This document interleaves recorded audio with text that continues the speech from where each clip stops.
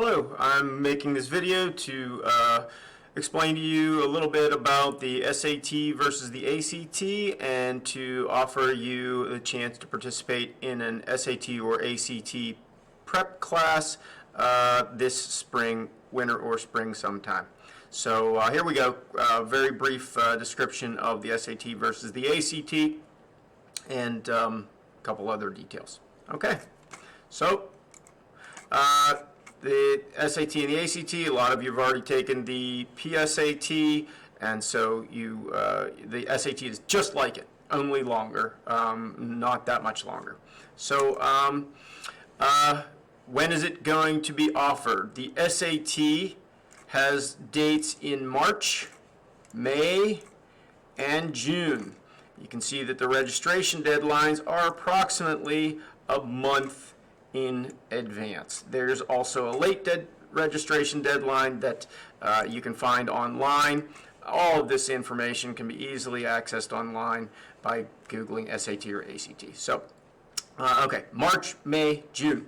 The ACT, similarly, has one a little bit earlier in February, then an April date, a June date, and even a July date, which can be effective if you don't have enough time to get ready in during the school year. You could use all of June to get ready for a July ACT date. And what kids most usually do is they take the SAT or ACT in their junior year. If the score is good enough, that's it. If they want to do a little bit better, they retake it, preferably soon after, within 2 or 3 months, so that you still remember what you did. Let's suppose you started by taking the SAT. If you really don't like your score and you think that you might be better off with the ACT, then you plan to prepare for taking the ACT later on.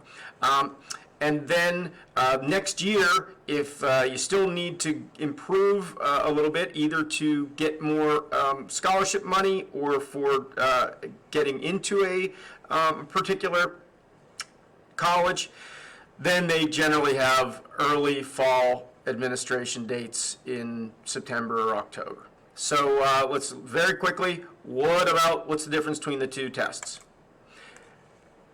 First of all, they are all accepted everywhere. If you find some place that doesn't accept the ACT or doesn't accept the SAT, tell us, because I'm pretty sure that they are accepted and they are equally valued. You are not better off by getting an SAT score than an ACT score, or vice versa.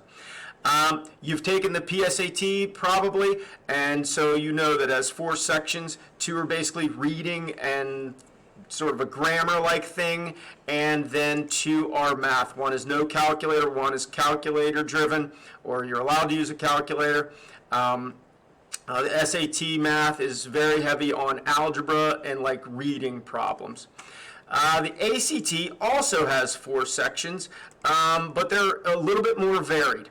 You have a reading section, you have an English, which is again kind of a grammar-like thing. You've got math, but only 1 section of math, and then science. The science, you need not know any of the science before going in. You don't have to study science to be good at the science test. It is primarily reading fast, and analyzing graphs and tables.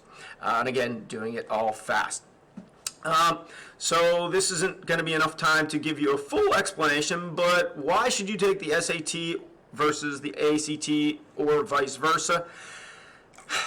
The SAT has 2 scoring categories, math and reading. So math ends up being 50% of your score. And so that's kind of a lot. Math is half, reading and English is half.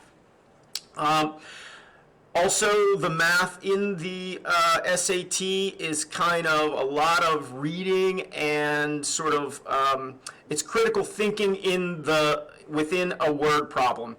And it's a lot of algebraic thinking. And that's like, I don't know, 75% of the test, it seems like, is that. So if you're good at what you've seen in the PSAT math, then the SAT may be good for you because it's the same kind of math over and over and over again. I don't think there's a lot of variability in it. If you're good at it, then it's great. If you're not good at those questions, you see a lot of them, so it's a problem. The ACT may favor people who can just read fast. It's not so much critical thinking and figuring out, like reading between the lines. It's read and find stuff, but do it really fast. And if you are somebody who's willing to work, I believe that the ACT is something that if somebody is willing to really practice at it, you'll become a faster reader, but you can get better at the skills you need for the ACT. Whereas the SAT, I mean, you can get better for sure, but I think that the ACT is good for somebody who's really willing to work hard and keep on practicing to get better. The SAT may also favor just readers in general because, once again, the SAT, 50% of your score is math, 50% reading. In the ACT, 3 out of the 4 sections, reading, English, and science, are all heavy reading based. So if you're a fast reader, or if you think you could become a fast reader and you're willing to work hard at becoming faster, the ACT may be your test. The math section is only worth 25% of your score, and it's more variable. Again, not enough time to really talk too much about what all is on the ACT math. Both tests have essays. The essays are optional. That people, if your school doesn't require the essay, then there's no real reason to do it. But some schools do want it, so you want to know if you're going to a particular college, if you're interested in particular colleges, then you want to find out. And if you don't know where you're going, then you may have to take the essay just in case. What about the scores?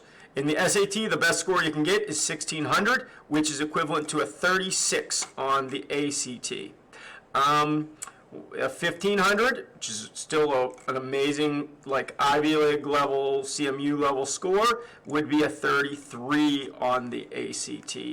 1400 is a 30.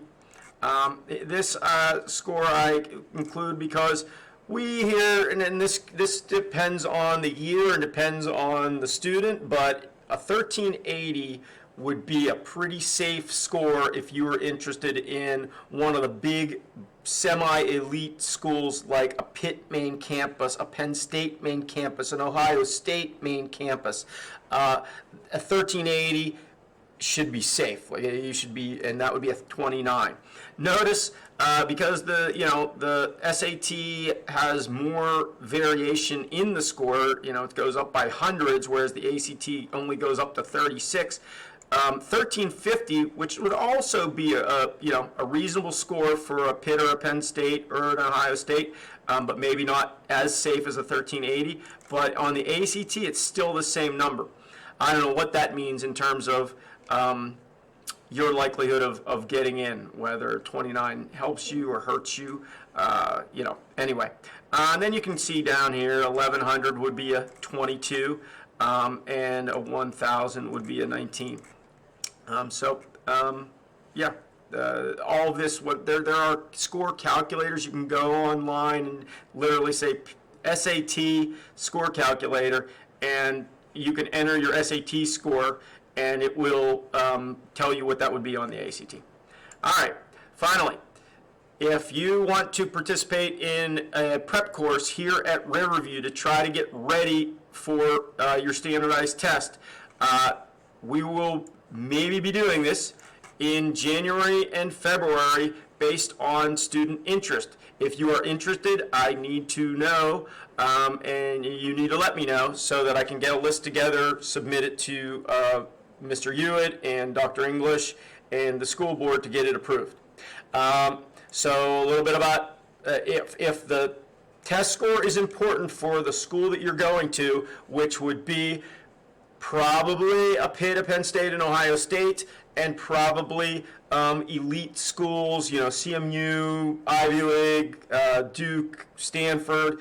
I think that those schools are still likely to include standardized tests in their admissions processes. But then a lot of other good schools as well, whereas a lot of schools that are not quite so competitive have become test optional. So if you're going to a test optional school, again, it's optional, so it might still be worthwhile. They might still use it to give you some financial aid or get you into an honors college, or there could be a bunch of variables there. You'd have to go and find that out.